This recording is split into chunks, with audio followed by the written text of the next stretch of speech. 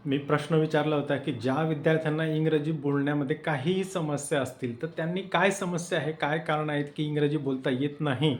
ते कारणं त्या YouTubeच्या व्हिडिओखाली त्यांनी लिहायची आहे कमेंट बॉक्समध्ये आणि त्यातला पहिला कमेंट आहे, की "सर इंग्रजी समजत नाही."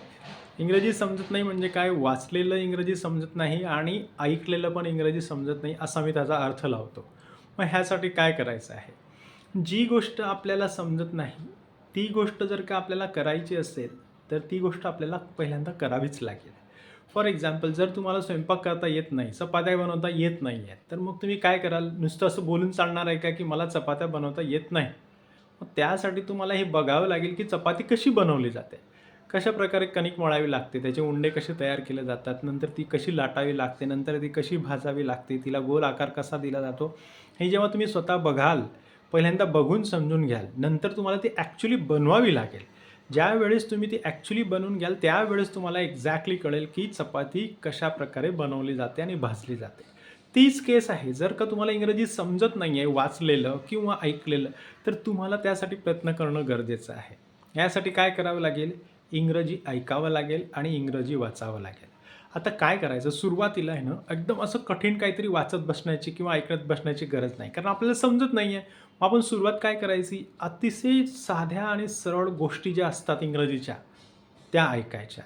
आणि आजकाल YouTubeवर तुम्हाला एवढी चांगली व्हिडिओज आहेत, या चांगल्या-चांगल्या गोष्टीचे. अगदी रेकॉर्डेड व्हिडिओज आहेत, त्याच्यामध्ये कार्टून्स आहेत आणि त्या कार्टूनमध्ये तुम्हाला त्याचे खाली टायटल्स पण येत असतात. तुम्ही मराठी टायटल सिलेक्ट करायचं, जेणेकरून सुरुवातीला तुम्ही पहिल्यांदा जेव्हा ते ऐकाल, त्यावेळेस तुम्हाला ते इंग्रजीही ऐकायला मिळेल आणि त्याखाली त्याचं मराठीचं टायटल म्हणजे मराठीमध्ये भाषांतर पण तुम्हाला मिळेल.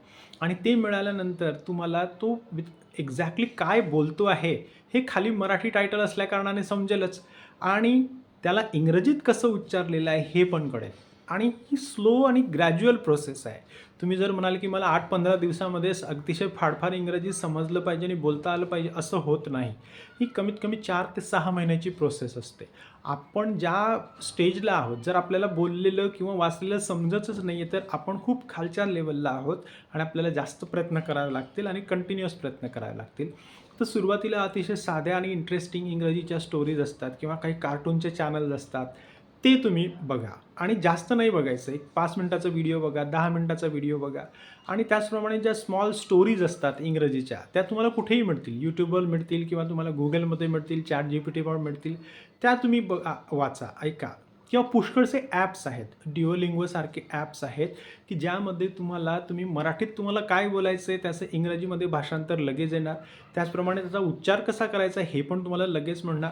म्हणजे तुम्हाला सुरुवात स्वतः करावीच लागेल. माझ्यासारखा कोणताही टीचर तुम्हाला फक्त टिप्स देणार आणि या सर्व टिप्सचा परिपाक हा एकच असतो, की तुम्ही तुमचं इंग्रजी ऐकणं वाढवायचं आहे आणि इंग्रजी लाऊडली रीड करणं वाढवायचं आहे. ज्यावेळेस तुम्ही रीड कराल आणि ऐकाल, तर तुमचं एक्सपोजर वाढेल आणि एक्सपोजर वाढलं ना, की बाय डिफॉल्ट जे शब्द आहेत, ते तुमच्या डोक्यामध्ये घुमत असतात आणि जे शब्द डोक्यामध्ये घुमत असतात, ते कालांतराने आपल्या तोंडातून नकळत बाहेर पडतात. तुम्हाला कळणार पण नाही, की आपण केव्हा बोलायला शिकलो आणि केव्हा आपल्याला इंग्रजी समजायला लागली. सो सुरुवात करायला लागेल आणि आज, आत्ता आणि सतत करावी लागेल. ही 15 दिवस किंवा 1 महिन्याचा किंवा 2 महिन्याचा कोर्स नसतो. तुम्हाला ते कंटिन्यू करावं लागेल. सो सुरुवात करायची आहे आजपासून.